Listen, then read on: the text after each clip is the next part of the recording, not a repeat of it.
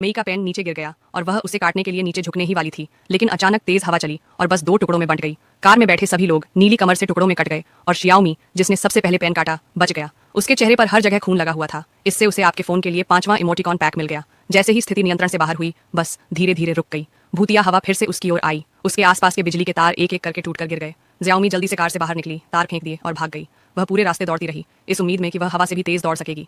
यानचा उसके करीब आता जा रहा था, जबकि सामने के 4 लोग अभी भी सुरक्षित चल रहे थे। उसने चिल्लाकर उन्हें तुरंत नीचे उतरने को कहा और अपनी पूरी ताकत से उनमें से एक को नीचे गिरा दिया।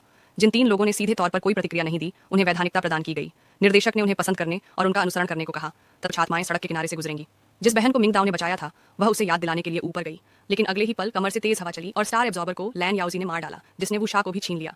अब केवल ज़ियाओमी ही बची थी। वह असहाय होकर जंगल में भाग गई। शायद जंगल बहुत अधिक वायुरोधी था और हवा अंदर नहीं आ सकी, इसलिए शियाओमी भागने में सफल रही। वह नदी के पास पहुंची, जो मलबे से ढकी हुई थी। वह महसूस कर सकती थी कि नदी का पानी घिनौना और बदबूदार था।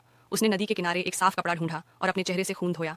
वह सामान्य हो गई, लेकिन कुछ अजीब बात घटित हुई। जिन सहपाठियों को ब्लू वेस्ट ने अभी अभी पीटा था, उन्होंने बिना किसी क्षति के एक सहज युद्ध लड़ा, मानो अभी जो अनुभव हुआ था वह कभी हुआ ही नहीं था। जो नदी पहले लाशों से भरी थी, वह बदबूदार और गंधहीन हो गई। उन्होंने अपनी बहनों से प्राप्त ज्ञान को एकत्रित किया और नदी के किनारे से प्रयुक्त तकिए ढूंढ निकाले। उन्होंने गेंद पास करने के लिए तकियों का इस्तेमाल किया, ठीक वैसे ही जैसे वे सुबह बस में करते थे। ज़ियाओमी, जिसने अभी अभी नया खून लिया था, वो अचानक कुछ ऐसा महसूस हुआ जो वह नहीं करना चाहती थी। सचमुच अगले दिन कक्षा के दौरान एक दुर्घटना घटी। शिक्षक वेन ने अपना पारिवारिक स्प्रे गन निकाला और अपने सामने ही छात्रा को डांटा।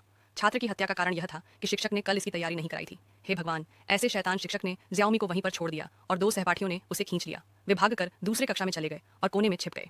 लड़कियों में से एक ने गणित शिक्षक से मदद मांगनी चाहिए, लेकिन उसे इतनी पीटा गया कि वह अगले ही पल गिर पड़ी। ऐसा प्रतीत होता है कि बोलियां जारी करने वाले 1 से अधिक शिक्षक हैं। वह धीरे धीरे ज़ियाओमी की ओर चली गई और छात्रों में से एक का हाथ तोड़ दिया, जिससे दोनों कटोरों के आधे सिर गायब हो गए। बचे हुए 2 लोगों को उस समय दिल में गोली मार दी गई जब वे भागने वाले थे।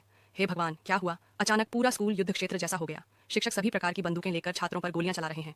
यह वीटू चश्मे के साथ PUBG खेलने से ज्यादा रोमांचक है। जैसे ही वे स्कूल से बाहर निकलते हैं, हत्यारा याओ फेंग फिर से आ जाता है। अन्य लोग बिना किसी अपवाद के एकजुट हो जाते हैं। ज़ियाओमी, जिसके पास नायक की आभा है, फिर से बचने